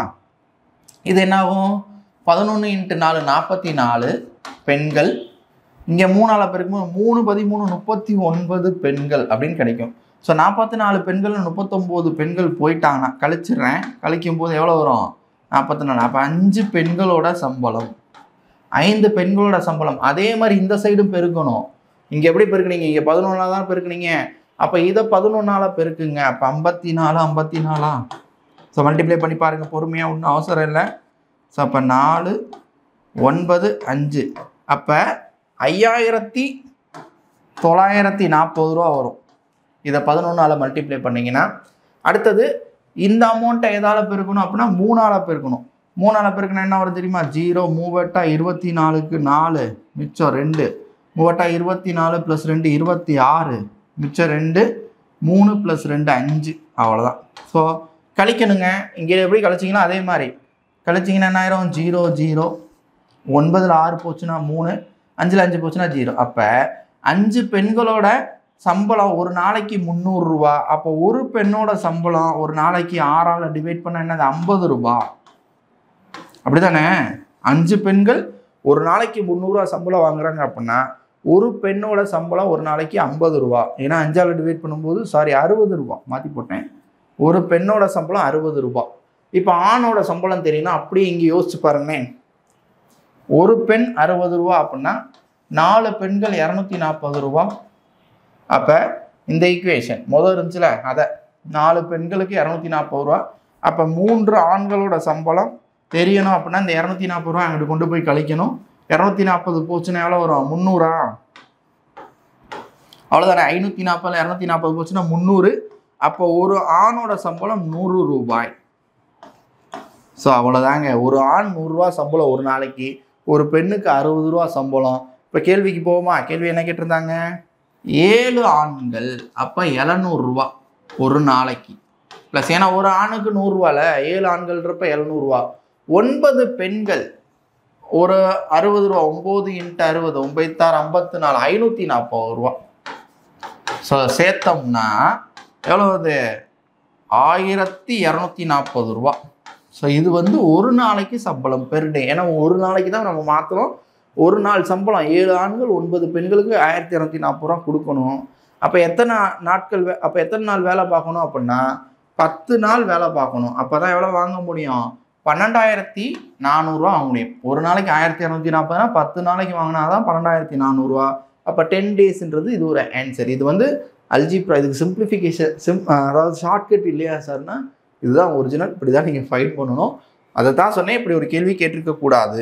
அடுத்ததாக சிம்பிள் இன்ட்ரெஸ்ட்லேருந்து ஒரு கொஷின் கேட்டிருக்காங்க. என்ன அப்படின்னா, தனி வட்டியில் விக்னேஷ் அப்படின்றவர் 2 வருஷத்துக்கு 4% இன்ட்ரெஸ்ட்டில் 10,000 ரூபா கடை வாங்குறாரு. நல்லா புரிஞ்சுக்கோங்க, 2 வருஷத்துக்கு 4%. அப்போ ஒரு வருஷத்துக்கு 4%னா 2 வருஷத்துக்கு எத்தனை பர்சன்டேஜ் வட்டி கொடுக்கணும், வருஷத்துக்கு 4%, 2 வருஷத்துக்கு 8%. எதில், 10,000 ரூபாவில். அப்போ 10,000 ரூபாவில் 1% 100 ரூபாயா, 1% 100 ரூபா தானே. அப்போ 8% 800 ரூபா வட்டி தரணும். அவர் 2 வருஷத்துக்கு சேர்த்து 800 ரூபா வட்டி கொடுக்கணும். அப்போ ஒரு வருஷத்துக்கு 400 ரூபா. எப்படி கூட பாருங்கள், ஒரு வருஷத்துக்கு 400 ரூபா, 2 வருஷத்துக்கு 800 ரூபா வட்டி தரணும். ஆனால் இதை கடை வாங்கிட்டு இவர் என்ன பண்ணுறாரு அப்படின்னா, இந்த பணத்தை சஞ்சயிடம் 2 ஆண்டுகளுக்கு 6%, ஸோ 6% வட்டிக்கு கடனாக கொடுக்குறாரு. அதாவது இங்கிட்டு வாங்கி அங்கிட்டு கடன் கொடுக்குறாரு. அப்போ இவர் 800 ரூபா வட்டி கட்டணும். இப்போ இவர் கொடுத்துருக்காருல, இவருக்கு எவ்வளோ வட்டி கட்டணும்னா 2 வருஷத்துக்கு 6%, ஒரு வருஷத்துக்கு 6னா 2 வருஷத்துக்கு 12%. சரி, இப்படியே பார்த்துருமே. 10,000 ரூபா கொடுத்துருக்காப்புல 6% 600 ரூபா ஒரு வருஷத்துக்கு, 2 வருஷத்துக்கு 1200 ரூபா. யார் தரணும் வட்டி? யார் கொடுப்பா? எஸ், இவர் சஞ்சய் வந்து இவருக்கு வந்து எவ்வளோ கொடுக்கணும்? 1200 ரூபா கொடுக்கணும். ஆனால் அவர் 800 ரூபா தான் அங்கே கொடுக்கணும். ஸோ இப்போ கேள்வி என்ன அப்படின்னா, இந்த பரிமாற்றத்தில் அவருக்கு கிடைத்த ஒரு ஆண்டின் லாபம் என்ன அப்படின்றது கேள்வி. இந்த கேள்வியில் எல்லாருமே தப்பு பண்ணியிருப்பீங்க. என்ன தப்பு பண்ணியிருப்பீங்க அப்படின்னா, அப்படியே மைனஸ் பண்ணிங்கன்னா 400 ரூபா வந்துருக்கும். அப்படி தானே வந்துச்சு? எக்ஸாம் காலில் இது எல்லாருக்கும் நடக்கக்கூடியது. 400 ரூபா வந்தோடனே 400 ரூபா அடிச்சிருப்பீங்க. ஆனால் கேள்வி அவருக்கு இந்த மொத்த 400 ரூபா எப்போ கிடச்சிருக்குன்னா, இந்த 2 வருஷத்தில் நடந்த விஷயத்தினால 400 ரூபா வட்டி கிடச்சிருக்கு. ஒரு ஆண்டோட லாபம்ன்றது கேள்வியாக கேட்டனால இந்த 400 ரூபாயை 2ஆல் டிவைட் பண்ணால் 200 ரூபா தான் வருஷத்துக்கு. சரிங்களா? ஸோ இவ்வளோ தூரம் போயிருக்க வேணாம். டேரெக்டாகவே நீங்கள் என்ன பண்ணிக்கலாம், ஒரு வருஷத்துக்குன்றப்ப 4% வட்டி, 4% வட்டிக்கு வாங்கி 6% கொடுத்துருக்காரு. அப்போ வருஷத்துக்கு 2% லாபம். எதில் அப்படின்னா 10,000 ரூபாவில். 10,000 ரூபாவில் 2%ன்றது 200 ரூபா லாபம். ஸோ இதுதான் ஆண்டுக்கான வட்டி. சரிங்களா? இங்கே 4% வாங்கி 6% கொடுத்துருக்காரு. 2% வட்டி ஒரு வருஷத்துக்கு லாபமாக வந்திருக்கும் 10,000 ரூபாவில் அப்படின்னு பார்த்துருந்தீங்கன்னா டேரெக்டாக ஆன்சர் கிடைச்சிருக்கும். இந்த குழப்பமே வந்திருக்காது. இந்த கொஷினில் என்ன கேட்டிருக்காங்க அப்படின்னா, HCF அண்ட் LCM ரேஷியோ கேட்கும்போது எப்பயுமே கேர்ஃபுல்லாக இருக்கணும். 7 and 13, 7 மற்றும் 13 இந்த 2 நம்பருக்கு நீங்கள் மீப்போவா அண்ட் மீச்சிமா அது 2ஓட ரேஷியோ என்ன? எல்சிஎம் பாருங்கள், எல்சிஎம் வரவே HCF என்ன வருது? அதாவது HCF இந்த 2 நம்பருக்கும் HCF பார்க்க முடியாது. அப்போ 1ன்னு அர்த்தம். எல்சிஎம் இது ரெண்டுமே பகா எண்கள், அப்படியே டைரெக்டாக மல்டிப்ளை பண்ணும். 7 13 91ன்றது எல்சிஎம். ஸோ அப்போ HCF ஒன்று, எல்சிஎம் வந்து 91. இப்போ ரேஷியோ கேட்டிருக்குது. ஃபஸ்ட்டு HCF கேட்டனால HCFோட வேல்யூ 1, அடுத்து எல்சிஎம்மோட வேல்யூ 91. அப்போ 1:91 பிரச்சனையே இல்லை. ஏன்னா இந்த ஆப்ஷனில் பார்க்கணுன்னே தெரியுது. இதே 91:1ன்னு போட்டிருந்தா நீங்கள் தப்பு பண்ணியிருக்க வாய்ப்பு இருக்குது. இங்கே வந்து ஆப்ஷன் நல்லா இருக்கனால ஸோ 1:91ன்னு கரெக்டாக போட்டிருப்பீங்கன்னு நினைக்கிறேன். பார்ப்போம் நெக்ஸ்ட் கொஸ்டின். இந்த கொஸ்டினுமே நம்ம ரேஷியோவில் பார்த்த மாடல் தான். என்ன அப்படின்னா x:y அப்படின்னு கொடுத்துட்டா டேரெக்டாகவே ரேஷியோ பார்த்துடணும். எக்ஸோட வேல்யூ 2, ஒய்யோட வேல்யூ 1ன்னு அப்ளை பண்ணோம். அப்போ 2 ஸ்கொயர்டுன்றது 4 மைனஸ் ஒய்யோட வேல்யூ 1, அப்போ 1 ஸ்கொயர்டுன்றது 1 பை ரேஷியோனால டிவைட் பழையபடி 2 ஸ்கொயர்ட் 4, 1 ஸ்கொயர்டு 1 இடையில ப்ளஸ் சிம்பிள். அப்போ மேலே 3 கீழே 5, அப்போ 3:5. Option D answer right. அவ்வளோதான். நெக்ஸ்ட் கொஸ்டின் பாருங்கள். இந்த கேள்வி டிஸ்கவுண்ட்லேருந்து கேட்டிருக்காங்க, தள்ளுபடியிலேருந்து. அதாவது குமரன் 20% தள்ளுபடியில் ஒரு ரெயின் கோட்டை வாங்குறனால 25 ரூபாயை சேமித்தார். கேள்வியை நல்லா புரிஞ்சுக்கணும். 20% டிஸ்கவுண்ட்டில் வாங்கினால 25 ரூபா அவருக்கு என்ன ஆயிடுச்சு, கம்மியாயிருச்சுன்னு அர்த்தம். எதனால்? 20% டிஸ்கவுண்ட்னால 25 ரூபா கம்மியாயிருச்சு, அதனால் அது அவருக்கு சேவிங். ஓகே தானே? அப்போ அந்த 20% டிஸ்கவுண்ட் தான் 25 ரூபா. 20%ன்றது 20%. அந்த 20% டிஸ்கவுண்ட் பண்ணாங்களே அந்த அமௌண்ட் 25 ரூபா அப்படின்னு அர்த்தம். இப்போ அந்த ரெயின் கோட்டோட அசல் விலை இந்த டிஸ்கவுண்ட்லாம் பண்ணுறதுக்கு முன்னாடி உண்மையாக இருந்த 100% எவ்வளோ? ஸோ அப்படித்தானே பார்ப்போம். பாக்ஸ் மெத்தட் சொல்லி கொடுத்துருக்கீங்கல்ல, என்ன பண்ணணும்? அடித்து கொடுக்கணும். இது 2 அடிக்கவா இல்லை இது 2 அடிக்கவா? இதை அடிச்சிடவா? 0 0 கேன்சல். 1 20 5 20. இது 2 கிராஸாக இருக்கனால மல்டிப்ளை பண்ணோம். 5 × 25 125. அப்போ டிஸ்கவுண்ட்டுக்கு முன்னாடி அதோட ஒரிஜினல் விலை 125 ருபீஸ், 125 ரூபா அப்படின்றது ஆன்சர் ரைட். ஓகேவா? ஓகே நெக்ஸ்ட் கொஸ்டின் பாருங்கள். இந்த கேள்வி ஒரு ஹெமிஸ்பியரை வச்சு கேள்வி கேட்டிருக்காங்க. அதாவது அரைக்கோளத்தை வச்சு கேள்வி. இதுவுமே புக்கிலே இல்லாமல், அதாவது இப்போ வர நம்ம படிக்காத வித்தியாசமான ஒரு கொஷின். சரிங்களா? ஸோ இப்படியே ஒரு 3 கொஷின் கேட்டாங்க. ஸோ இது எல்லாருக்குமே கஷ்டம்தான், எல்லாருக்குமே அந்த கட் ஆஃபில் குறையும். அதனால் நீங்கள் கவலைப்பட தேவையில்லை. பாருங்கள், இப்போ என்னென்னா அரைக்கோளத்தில் காணப்படும் மீப்பெரு வட்டங்களின் எண்ணிக்கை. அதாவது ஒரு ஹெமிஸ்பியரில் இப்படி தானே இருக்கும். அந்த ஹெமிஸ்பியரில் இருக்கக்கூடிய பெரிய வட்டம். ஸோ பெரிய, அதாவது ஸ்பியரில் வட்டம் போட சொன்னால் இப்படி தான் போட்டு பார்க்கணும். இங்கனக்குள்ளே ஒரு வட்டம், அடுத்தது வட்டம், அடுத்ததாக ஒரு வட்டம். ஸோ இப்படி போடும்போது எது பெருசாக இருக்கும் அப்படின்னு பார்த்தா ஹெமிஸ்பியரில் சென்டராக வரும்போது. ஸோ அதே மாதிரி தான் இங்கே, சாரி இது ஸ்பியரில், ஹெமிஸ்பியரில் இருக்கிறதுலே பெருசுன்றது இதுதான். அடுத்த வட்டம் இதை விட சின்னதாக இருக்கும், அடுத்த வட்டம் இதை விட சின்னதாக இருக்கும். ஸோ அப்படி பார்க்கும்போது ஒரே ஒரு பெரிய வட்டம் தான் வரைய முடியும். இன்னும் புரியலையா? ஒன்றும் இல்லை, அந்த ஒரு தர்பூசணி பழம் இருக்குல்ல, வாட்டர்மெலன், அதை அப்படியே பாதியாக கட் பண்ணிடுவோமே, அது கூட எலிப்டிபிக்கல் சைஸு, அதாவது நீள்வட்டத்தில் இருக்கக்கூடியது, இருந்தாலும் நான் சொல்கிறேன். ஸோ அதை பாதியாக கட் பண்ணீங்கன்னா அதான் நம்ம அடிக்கடி பார்த்தது. அதை பார்க்கும்போது அந்த இதில் இருக்கிறதுலே பெரிய வட்டமாக எங்கே தெரியும் அப்படின்னா, இப்படி திருப்பி அந்த அறுத்து வச்சுருப்போம்ல, அந்த சைடு பார்த்தீங்கன்னா தான் பெருசாக இருக்கும். சரிங்களா? அதுக்கு அடுத்த லேயர் சின்னதாக இருக்கும். ஸோ அடுத்த லேயர் சின்னதாக இருக்கும். ஸோ அப்படி பார்க்கும்போது இருக்கிறதுலே பெருசு எத்தனை இருக்குன்னா ஒன்றே ஒன்று தான் அப்படின்றது அர்த்தம். ஸ்பியரில் இதே உங்களுக்கு கோலத்தில் மீப்பெரு வட்டம், அதாவது வட்டங்கள்னு கேட்டால் எண்ணற்ற வட்டங்கள்ங்க. மீப்பெருன்னு சொன்னனால இந்த இடத்துல ஒன்று. இதே ஸ்பியரில் எண்ணற்ற வட்டங்கள் அப்படின்றது ரிசல்ட்டாக வரும் சொல்லுவாங்க. பட் அதுவே கான்ட்ரடிக்ஷன் ப்ராப்ளமாக போய்கிட்டு இருக்கு. என்னன்னா இந்த சென்டரில் இப்படி தான் வரையணுமா, இப்படி வரையலாம், இப்படி வரையலாம். சரிங்களா? ஸோ ஈக்குவேட்டார் வரையும் போது உங்களுக்கு வருது அப்படின்னு சொல்லிட்டு ஸ்பியரில் ப்ராப்ளமாக போகுது. நமக்கு அதெல்லாம் தேவையில்லை. அரைக்கோளத்தில் காணப்படும் மீப்பெரு வட்டம் அப்படின்றது என்ன அப்படின்னா, அரை வட்டத்தில் நான் இப்போ தான் வரைஞ்சி காமிச்சேன். ஸோ மேலே இருக்க ஒரே ஒரு வட்டம் தான் பெருசாக இருக்கும், மற்றதெல்லாம் சின்னதாக இருக்கும். அப்போ மீப்பெரு வட்டம் கேட்டனால ஒன்று. இதே வெறும் வட்டங்களின் எண்ணிக்கையும் கேட்டால் அன்கவுண்டபிள், எண்ணற்றவை அப்படின்னு சொல்லிட்டு ஆன்சர் பண்ணியிருக்கலாம். ஓகேவா? நெக்ஸ்ட் கொஸ்டின் பாருங்கள். ஓகே, அடுத்த கேள்வி. இது வந்து 10th ஸ்டாண்டர்ட்லேருந்து கேட்டிருக்காங்க. 10th ஸ்டாண்டர்ட் உருளை சிலிண்டர்லேருந்து நமக்கு இந்த கேள்வி கேட்டிருக்காங்க. ஓகே, கன அளவு, உருளையோட கன அளவு கேட்டிருக்காங்க. உருளையோட கன அளவு நமக்கு ஃபார்முலா தெரியும், πr²h. இதுதான் ஒரு சிலிண்டரோட வால்யூம் கண்டுபிடிக்கிற ஃபார்முலா. இதுதான் கேள்வி. இதில் ஹெச் வந்து 4, உயரம் வந்து 4 மீட்டர்னு கொடுத்துட்டாங்க. அந்த உருளையோட அடிப்பரப்பு 500 சதுர மீட்டர். ஸோ இதுக்கு தான் நான் டயக்ராம்லாம் வரைஞ்சி அங்கே சொல்லி கொடுத்தேன். என்ன சொல்லி கொடுத்தேன்? ஒரு சிலிண்டர், இந்த சிலிண்டரில் மேலே ஒரு வட்டமாக இருக்கும், வட்ட வடிவமாக இருக்கும், கீழேயும் ஒரு வட்ட வடிவமாக இருக்கும். ஓகே, இப்போ அடிப்பரப்புன்றப்ப அந்த அடிப்பக்கம்ன்றது ஒரு வட்டம், அந்த வட்டத்தோட பரப்பு. சரிங்களா? இதெல்லாம் நம்ம மேத்ஸ் கிளாஸில் நான் சொன்னதான். ஸோ இந்த அடிப்பக்கம்ன்ற ஒரு சிலிண்டரில் அடிப்பக்கம் மேல் பக்கம் சொன்னாலே அது ஒரு வட்டம்.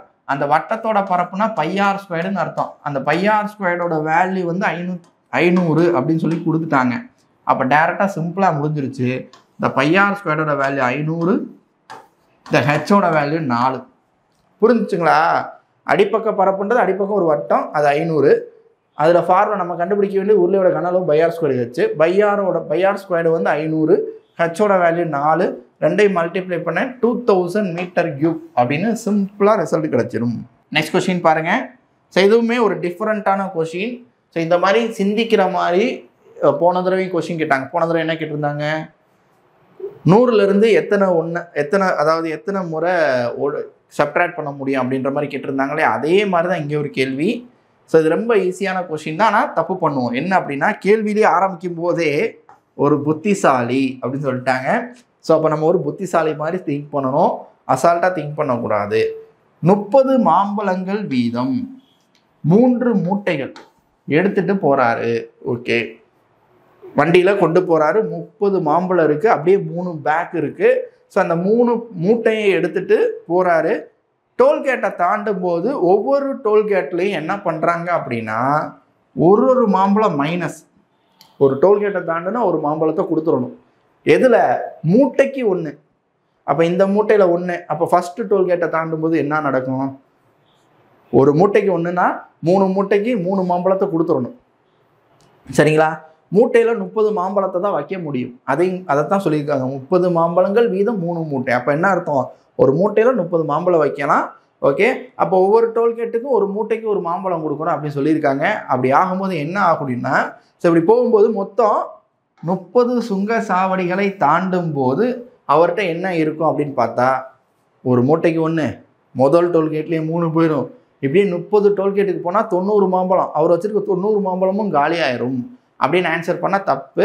ஸோ ஏன் அப்படின்னா, அவங்க சொன்ன மாதிரி புத்திசாலியாக திங்க் பண்ணணும். என்ன அப்படின்னா, அவர் கொண்டு போகிறது மொத்தம் 90 மாம்பழம் 3 மூட்டைகளில் கொண்டு போகிறார். சரிங்களா? 10 டோல்கேட்டை தாண்டினோடையுமே என்ன ஆகும் அப்படின்னா, 10 டோல்கேட்டை தாண்டின உடனே ஒரு டோல்கேட்டுக்கு 3 மாம்பழம் கொடுத்துருப்பாரு. ஏன்னா 3 மூட்டையிலையா ஒன்றுன்னா கொடுத்தா 3, அடுத்த டோல்கேட்டில் 3, இப்படி 10 டோல்கேட்டை தாண்டும் போது 30 மாம்பழங்கள் காலி ஆயிடுச்சு. ஸோ மீதி அவர்கிட்ட 60 மாம்பழம் இருக்கும். நல்லா புரிஞ்சுக்கோங்க, 30 மாம்பழம் காலி ஆயிடுச்சு, டோல்கேட் 10 கடந்துட்டோம், மீதி 60 இருக்குது. இப்போ எத்தனை மூட்டையாக மாற்றணும்? ஒரு புத்திசாலி 2 மூட்டையாக மாற்றிடணும், 3 மூட்டையாக வச்சுக்க கூடாது. ஓகேவா? அடுத்து 2 மாம்பழமாக தான் நீ கொடுக்கணும். நல்லா புரிஞ்சுக்கோங்க, இனி என்ன பண்ணணும்? 2 மாம்பழமாக கொடுக்கணும். எத்தனை? அதே மாதிரி 10 டோல்கேட்டா? 10 டோல்கேட்டுக்கு 20 மாம்பழம் தான் போயிருக்கும். சரிங்களா? அப்போ 2 மூட்டையாகவே தான் இருக்கும். 20 மாம்பழம் போச்சுன்னா மிச்சம் 40 மாம்பழம்னா 2 மூட்டையாக தான் இருக்கும். அப்போ 15 டோல்கேட், நல்லா புரிஞ்சுக்கோங்க, 15 டோல்கேட்டை தாண்டும் போது நல்லா புரிஞ்சுக்கோங்க, ஏன்னா 60 மாம்பழம் இருந்தால் 2 மூட்டையில் இருக்கணும். அப்போ என்ன பண்ணுவோம் அப்படின்னா 2 மாம்பழம், மூட்டைக்கு ஒன்றுனா 2 மாம்பழமாக கொடுக்கணும். ஸோ 15 டோல்கேட்டை தாண்டும் போது பழையபடி 30 மாம்பழங்கள் காலியாயிரும் 60ல். ஓகேவா? அப்போ மீதி 30 மாம்பழம் கடைசியாக இருக்கும். எப்போ அப்படின்னா 25 டோல்கேட்டை தாண்டின உடனே. அங்கிட்ட 5 டோல்கேட் இன்னும் இருக்குது, ஏன்னா மொத்தம் 30 டோல்கேட் இருக்கு இல்லையா? ஸோ 5 டோல்கேட்டுக்கு 5 போச்சுன்னா 30ல் 5 போச்சுன்னா மிச்சம் 25 மாம்பழம் அப்படின்னு சொல்லிட்டு ரிசல்ட் கிடச்சிரும். புரிஞ்சிச்சா? ஓகே, நெக்ஸ்ட் கொஸ்டின் போகலாம். ஓகே, அடுத்த கேள்வி. கொஸ்டின் பாருங்கள். 24 மீட்டர் நீளம், லென்த்து 24, 18 மீட்டர் அகலம், 16 மீட்டர் உயரம் உடைய ஒரு அறை நூல். அப்படின்னா என்ன அர்த்தம்? வேறு வேறு அளவுகள் இருந்தாலே அந்த ரூம் என்னது? ஒரு ரெக்டாங்குலர் ஷேப்பில், அதாவது இதில் சொல்லணும்னா என்ன சொல்லணும்? கனசதுரம் இல்லை, கன செவ்வகம், கியூபாய்டு ஷேப்பில் இருக்கணும். ஓகே, அந்த கியூபாய்டு ஷேப்பில் மிகப்பெரிய நீளம், மிகப்பெரிய கம்பியோட நீளம் அங்கே அந்த ரூமில், அந்த ஒரு கனசெவ்வக ரூமுங்க, அந்த ஹாலில் இருக்கிறதுலே பெரிய லென்த் எது இருக்குன்னு சொல்லிட்டு இதே கேள்வி தான், இதே மாடல் தான் நான் நம்ம கிளாஸில் சொல்லியிருந்தேன். என்ன சொல்லியிருந்தேன்? ஒரு ரூமில் மிகப்பெரிய கம்பின்னு சொன்னாலே அது என்ன அர்த்தம்? அந்த எட்ஜிலேருந்து இந்த எட்ஜ் தான் இருக்கிறதுலே லென்த்து கிடையாது, இந்த எட்ஜு கால்குலேட் பண்ணணும். அப்போ என்ன அர்த்தம்? மூளை விட்டம் கணக்கு பண்ணணும்னு அர்த்தம். அப்போ மூளை விட்டம் மிகப்பெரிய நீளம், மிகப்பெரிய ஒரு கம்பியை வைக்கணும், அதோட நீளம் என்னன்னு கேட்டாலே மூளை விட்டம் கண்டுபிடிக்கணும். √L² + B² + H². So apply பண்ணுங்க. 24 24² + 18² ப்ளஸ் அது ஒரு லாஸ்ட்டாக 16². ஸோ எல்லாத்தையும் ஆட் பண்ணிங்கன்னா எவ்வளோ வரும்? 24ன்றது 576 ப்ளஸ் அது ஒரு 18ன்றப்ப 324, 900 வந்துருச்சு. இது ஒரு 256. அப்போ என்னங்க வருது? √1156.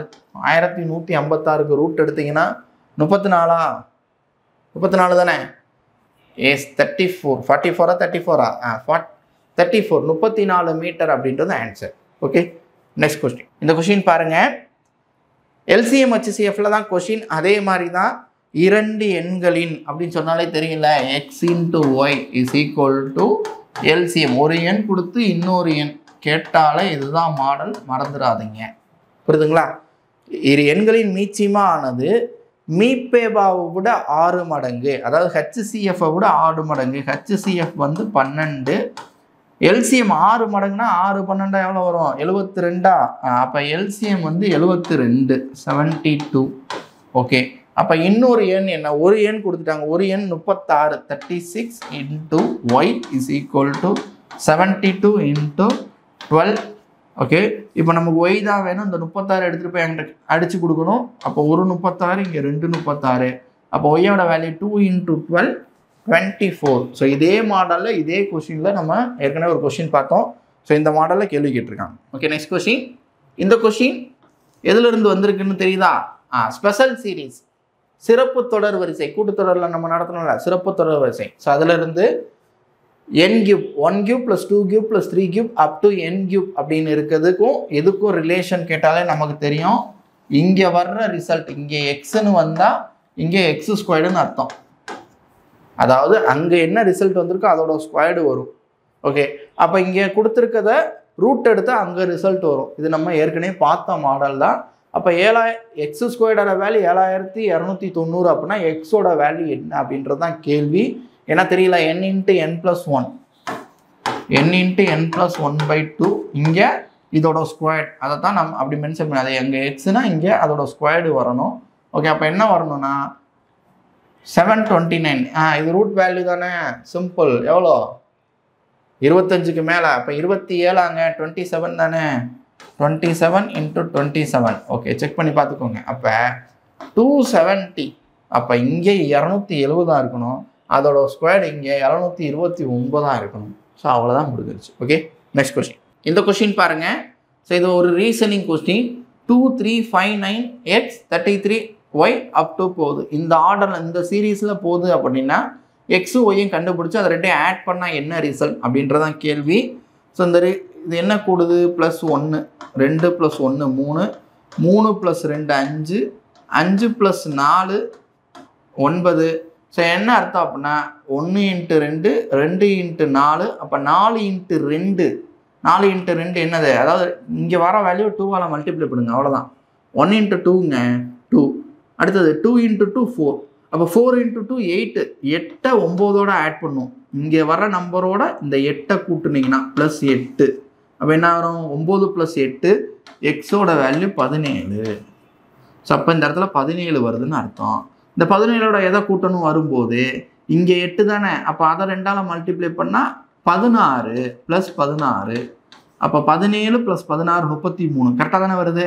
அப்போ அதுக்கு அடுத்தது 16ஓட 2 பெருக்குனா என்ன வரும்? 32 + 32ஓட ஒய்யை கூட்டணும்.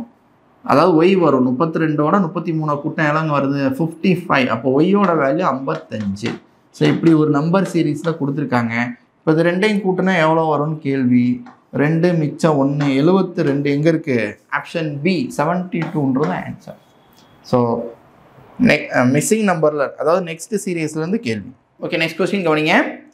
இது ஒரு ரீசனிங் கொஸ்டின். என்ன கொடுத்துருக்காங்க அப்படின்னா ஏ பி சி டி இந்த ஆர்டர் இருக்குல்ல, அதுலேயே இடையில ரிவர்சலில் இஜெட், அதாவது ஏபிசிடி ரிவர்சலில் இஜெட் ஒய் எக்ஸு.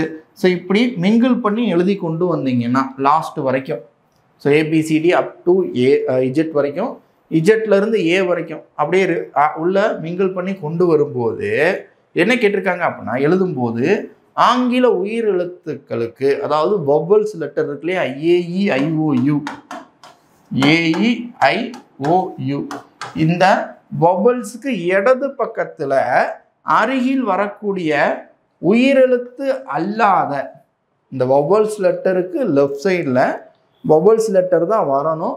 அப்படி வராமல் வேற எழுத்து வந்திருக்குன்னா எத்தனை இடத்துல வந்திருக்கு அப்படின்றது தான் கேள்வி. ஸோ இதை அப்படியே நீங்கள் எழுதி பார்த்தீங்கன்னா புரியும். ஸோ அதே தான் நான் எழுதி வச்சுருக்கேன், கவனிங்க, அப்படியே காமிக்கிறேன். ஸோ அப்படியே மாற்றினீங்கன்னா இந்த ஆர்டரில் உங்களுக்கு கிடைக்கும். ஸோ அப்போ செக் பண்ணி பாருங்கள் என்ன வருது. ஸோ வவல்ஸ் லெட்டர் எங்கே வருதுன்னு பார்த்தீங்கன்னா இந்த இடத்துல வருது. ஸோ இதுக்கு இடையில இடது பக்கத்தில் இல்லை, இங்கே இ வருது. இதுக்கு இடது பக்கத்தில் வந்திருக்குது வவல் லெட்டர் இல்லாத ஒரு லெட்டர் தான். ஸோ அப்போ 1, இது ஒரு லெட்டர் வேறு லெட்டர் வந்திருக்கு. வவல்ஸ் வந்துருந்தால் விட்டுறலாம். அப்போ இது வந்து வவல், இது ஒரு உயிரெழுத்துக்கு ஆங்கில உயிரெழுத்து வவல்ஸ் கிடையாது. அதே மாதிரி யூக்கு இடது பக்கம் சரிங்களா, வலது பக்கத்தில் பார்த்துருவீங்க இடது பக்கத்தில் இதுவும் ஒரு வவல் லெட்டர் இல்லை. அப்போ 2. ஸோ இப்படி வேறு லெட்டர் வந்திருக்கெல்லாம் கவுண்ட் பண்ணால் எல்லா இடத்துலையும் நான் ரவுண்ட் பண்ணியிருக்கேன், எல்லா இடத்துலையுமே பக்கத்தில் லெஃப்ட் சைடில் வவல்ஸ் வரல. அப்போ எத்தனை ரவுண்டு? 1 2 3 4 5 6 7 8 9 9 இடங்கள்லையும் என்ன லெஃப்ட் சைடில் என்ன வரல? வவல்ஸ் வரல, வேறு லெட்டர் தான் வந்திருக்கு. அப்போ நமக்கு ஆன்சர் என்ன அப்படின்னா ஸோ டேரெக்டாகவே 9 தான் ரிசல்ட்டாக கிடச்சிட போகுது, அவ்வளோதான். ஸோ 9 அப்படின்றது ரிசல்ட். ஸோ இடது பக்கம் பார்க்கணும், வலது பக்கம் பார்த்துடக்கூடாது, தப்பாயிடும். அடுத்த கொஸ்டின் பாருங்கள். இது வந்து ப்ராஃபிட் அண்ட் லாஸ்லேருந்து கேள்வி. என்ன அப்படின்னா பர்சன்டேஜ் சதவீதத்திலேருந்து கேள்வி. ப்ராஃபிட்டில் கொடுத்துருந்தேன் நான், பர்சன்டேஜ் தான் இது.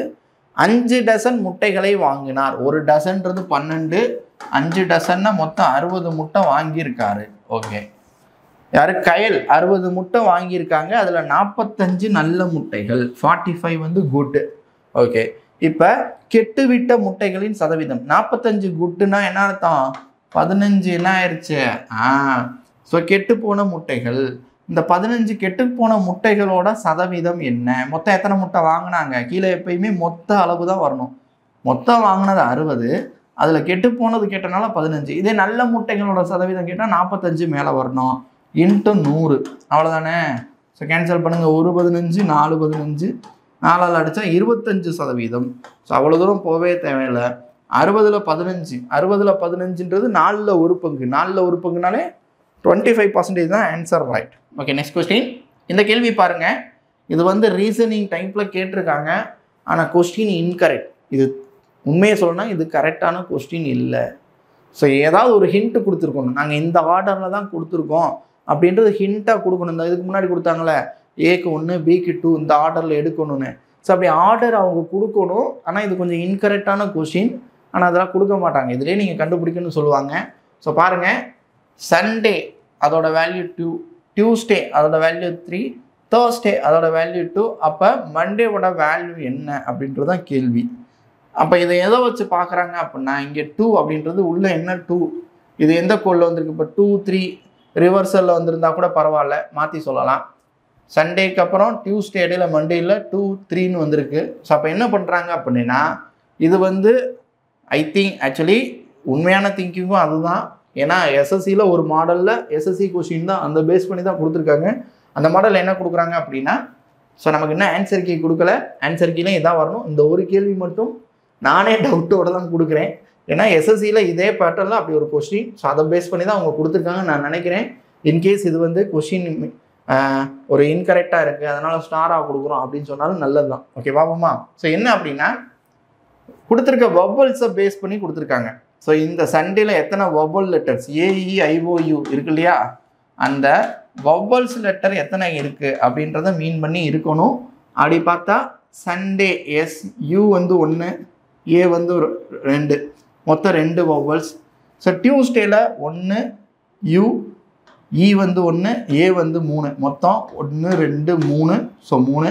தேர்ஸ்டேல அதே மாதிரி U1 A1 மொத்தம் 2. அப்படி பார்த்தா திங்கட்கிழமை மண்டேல O1 A1 அவ்வளோதானே, ஓவும் ஏவும். ஸோ 2 அப்படின்றது ரிசல்ட். இன்கேஸ் இது வேறு ஆன்சராக இருந்து உங்களுக்கு உண்மையிலே தெரிஞ்சதாக இருந்தால் ஸோ கமெண்ட் பண்ணுங்கள், பார்ப்போம். பட் இதுதான், இது வந்து இது ஒரு அதாவது எஸ்எஸ்சி கொஸ்டின். ஸோ அதுலேயும் இப்படி தான் கொடுத்துருந்தாங்க. ஸோ அதவே தான் அப்படியே கொடுத்துருக்காங்க. So answer 2. Okay, next question. கூட்டு வட்டியிலேருந்து இந்த கேள்வி கேட்டிருக்காங்க. பாருங்கள், கூட்டு வட்டி தனி வட்டி ரெண்டுக்குள்ள வித்தியாசம். கூட்டு வட்டிக்கும் தனி வட்டிக்கும் இடையே உள்ள வித்தியாசம் ஃபார் எத்தனை இயர்ஸ்? 3 இயர்ஸ், 3 ஆண்டு வித்தியாசம். நமக்கு தெரியும் இல்லையா, ஃபார்முலா சொல்லி கொடுத்தேன். என்ன ஃபார்முலா? 3 ஆண்டு வித்தியாசம் வந்தால் D is equal to P into R by 100 the whole square into 3 plus R by 100. அவ்வளோதாங்க. ஸோ இதே ஃபார்முலா அப்படியே அப்ளை பண்ணுங்கள். இது எப்பயுமே இந்த வித்தியாசம் கேட்கக்கூடிய கேள்வி தான். ஸோ அப்படி பார்க்கும்போது பிரின்சிபல் 10,000, ஆரோட வேல்யூ என்னது? ரேட் ஆஃப் இன்ட்ரெஸ்ட் 15/100 ஸ்கொயர்டுனால 2 தடவை வரணும். 15/100. ஸோ ஆரோட வேல்யூ 15/100. கவனிங்க, 3 ப்ளஸ்ன்னு இருக்குது. ஸோ அடித்து கொடுத்துட்டு மல்டிப்ளை பண்ணாலும் சரி. அடிக்கவா? 1 3 15, இங்கே 25. ஸோ 20 × 3 60 + 3 63. 63/20 அவ்வளோதாங்க. அடிக்கலாம். 100 100 கேன்சல். ஏன்னா 10,000ல். அதே மாதிரி 5ஆம் வாய்ப்பால் அடிச்சிங்கன்னா 3 5. இங்கே எத்தனை 5 வரும்? 4 5. ஓகே, 3 15 45 × 63. ஸோ அந்த வேல்யூவை 4ஆல் டிவைட் பண்ணுங்கள். டிவைட் பண்ணால் 708, அதாவது 708.75 அப்படின்னு ரிசல்ட்டு கிடைக்கும். ஓகேவா? நெக்ஸ்ட் கொஸ்டின், அதாவது last question. Okay, next question. இது ஒரு தனி வட்டி கணக்கு. ஆனால் இதில் தப்பு பண்ணியிருப்பீங்க நிறையா பேர். கவனிங்க, ஒருத்தர் 2000 ரூபாயை வாங்குறாரு, 6% இன்ட்ரெஸ்ட்டில் கடை வாங்கியிருக்காரு. நல்லா புரிஞ்சுக்கோங்க, 6% இன்ட்ரெஸ்ட்டில் கடை வாங்கியிருக்காரு அப்படின்னா ஒரு வருஷத்துக்கு 2000 ரூபாயில் 6% எவ்வளோ வரும்? 1% 20 ரூபா. 6% 120 ரூபா. வருஷத்துக்கு 120 ரூபா வட்டி வரும் அப்படின்னு அர்த்தம். ஒரு ஆண்டு முடிவில், நல்லா புரிஞ்சுக்கோங்க, ஒரு ஆண்டு முடிவில் 1000 ரூபாயை திருப்பி செலுத்துகிறார் எனில் அவர் கடனை 2ஆம் ஆண்டு முடிவில் முழுவதுமாக முடிக்க எவ்வளவு தொகை செலுத்த வேண்டும்? ஆனால் இங்கே இருக்கிறதே ஆப்ஷன் படி தப்பு. ஒரிஜினல், அதான் அக்யூரேட்டாக நீங்கள் ஒரு பேங்க்கில் போய் பண்ணும்போது இது தவறான ஒரு முறை. இங்கே இருக்க ஆன்சரே தப்புங்க. இதுதான் ஆன்சர், ஆப்ஷன் B. எப்படி வந்து சொல்கிறேன். ஆனால் அப்படி கால்குலேட் பண்ணலாம், அப்படி தான் பண்ணுறாங்க. பட் இருந்தாலும் இது உண்மையான மெத்தடும் சொல்லிடுறேன். உண்மையான ஆன்சர் என்ன வரும் கவனிங்க. இப்போ 2000 ஒருத்தர் கடை வாங்கியிருக்காரு, ஒரு வருஷத்துக்கு அப்புறம் 120 ரூபா. அப்போ 2120 ரூபா அவர் கொடுக்கணும். ஒரு வருஷத்துக்கு அப்புறம் கொடுக்குறதா இருந்தால் 2120 ரூபா கொடுக்கணும். ஆனால் 1000 ரூபா போய் செட்டில்மெண்ட் பண்ணுறாரு. அப்போ ரிமைனிங் 1120 ரூபா. நல்லா புரிஞ்சுக்கோங்க. 2000 ரூபா வாங்கினது 6% இன்ட்ரெஸ்ட் ஒரு வருஷத்துக்குன்றப்போ 120 ரூபா இன்ட்ரெஸ்ட் வந்திருக்கும். ரைட், 2120 ரூபா கொடுத்துருந்தா அந்த வருஷத்தினுடைய கடை முடிஞ்சிருக்கும். ஆனால் அவரால் அவ்வளோ கொடுக்க முடியல. 1000 ரூபா கொடுக்குறாரு. அப்போ மிச்சம் 1120 ரூபா இருக்குது. இந்த 1120 ரூபாய்க்கு தான் வட்டி பார்க்கணும் 6%. அப்படி பார்த்தா 67 ரூபா 50 காசு வரும். அப்போ 1187 ரூபா 50 காசு வரும். இதுதான் உண்மை. அதாவது நீங்கள் பேங்க்கில் போய் டிரான்சாக்ஷன் பண்ணும்போது இதுதான் நடக்கும். ஆனால் இங்கே எப்படி கால்குலேட் பண்ணியிருக்காங்க அப்படின்னா, இந்த 2000 ரூபாய்க்கு 6% 120 ரூபா வட்டி ஒரு வருஷத்துக்கு. ஓகே, இவர் 1000 ரூபா கொடுத்துட்டாருன்னா மீதி 1000 ரூபா இருக்கும். நல்லா புரிஞ்சுக்கோங்க, மீதி 1000 ரூபா இருக்கும். கரெக்டு தானே? 1000 ரூபா கொடுத்தா மீதி 1000 ரூபா. அதை இன்னொரு வருஷத்துக்கு 6%. இந்த 1000 ரூபாய்க்கு 6% பார்த்தா 60 ரூபா. கரெக்டு தானே? 6% 60 ரூபா. ஸோ மொதல் வருஷத்துக்கு ஒரு 120 ரூபா, ரெண்டாவது வருஷத்துக்கு ஒரு 60 ரூபா, 180 ரூபா. சரிங்களா? வட்டி மட்டும் இன்னொரு 1000 ரூபா கொடுக்கணும் இல்லையா? 1180 ரூபா ரெண்டாவது வருஷம் கொடுக்கணும் அப்படின்னு சொல்லி கொடுத்துருக்காங்க. இது எப்படி கணக்கில் வரும்? ஸோ அந்த மாதிரி தான் அவங்க ஆன்சர் கொடுத்துருக்காங்க. ரைட்லாம். இதை கிளைம் பண்ணலாமான்னு கேட்டால், நான் சொன்ன மாதிரி எஸ்எஸ்சி கொஸ்டின்ஸ் இதெல்லாம். ஸோ சென்ட்ரல் கவர்மெண்ட்டில் எஸ்எஸ்சியில் நடந்தது, அதுக்கே இதை மாதிரி தான் ஆன்சர்ஸ் கொடுத்துருக்காங்க. ஸோ அப்போ 1180ன்னு கொடுத்துருந்தீங்க, ஆன்சர் ரைட்டு தான். 2240 ரூபான்றது தப்பு. அது கம்பல்சரியாக தப்பு, அது கிடையாது. 1180 ரூபா. ஆனால் ஒரிஜினல் ஆன்சர் 1187 ரூபா 50 பைசா அப்படின்றதான் அக்யூரேட் வேல்யூ. புரியுதுங்களா? ஸோ இவ்வளோதான். ஸோ இதுதான் இந்த குரூப் 4 கொஷின். உங்களுக்கு யூஸ்ஃபுல்லாக இருந்திருக்கும்னு நினைக்கிறேன். சரிங்களா? ஸோ பார்த்துக்கோங்க, நல்லபடியாக ப்ரிப்பேர் பண்ணுங்கள். புதுசாக ஸ்டார்ட் பண்ணவங்களுக்கு இது, அதாவது ஒரு வருஷம் படிச்சுட்டு போய் எக்ஸாம் எழுதுனவங்களுக்கு இது ரொம்ப வித்தியாசமாக தான் இருக்கும். குரூப் 4 பொறுத்தளவில் மினிமம் 2 இயர்ஸ் படிக்கணும். 2 வருஷத்துக்கு அப்புறம் நல்லா ரிவிஷன் பண்ணி அடிக்கும்போது தான் உங்களால் போஸ்டிங் போக முடியும். சரிங்களா? ஓகே, நல்லபடியாக படிங்க. நெக்ஸ்ட் வீடியோவில் பார்க்கலாம். தேங்க்யூ.